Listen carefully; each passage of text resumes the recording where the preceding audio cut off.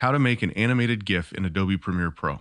So we have this video clip and we want to make it into a GIF image. Here's how. Keep in mind that GIFs are usually kept very small in file size for performance. And just note that while this is just one little clip, if we wanted to make a GIF from just a small part of a larger sequence, we'd have to mark in and out points of that sequence.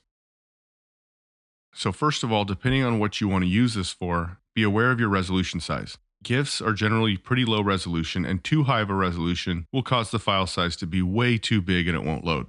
So go to Sequence, Sequence Settings, and set your horizontal and vertical pixels to what you want. You will have a chance to do this at the export phase as well. Then crop the length of the video clip down to what you want. GIFs are usually just a few seconds long. Again, file size is an issue. Then we go to File, Export, Media. In the format setting, choose Animated GIF.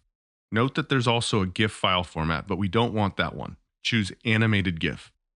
Expand the video settings. Uncheck the box next to frame rate so that we can adjust the frame rate. Typically, GIFs have really low frame rates. Depending on what you're using it for, the default 25 might be okay. But when I make a GIF for my website, I want a lower frame rate so that it loads faster and it doesn't slow down my web page. So I usually turn this down to 12.5. Lower frame rates will be jumpier. Higher frame rates will be smoother, but they'll have a larger file size. We can hit play to preview the GIF and make adjustments to frame rate if necessary. Don't forget to give the GIF a file name up here and to choose the location for where you want to save it.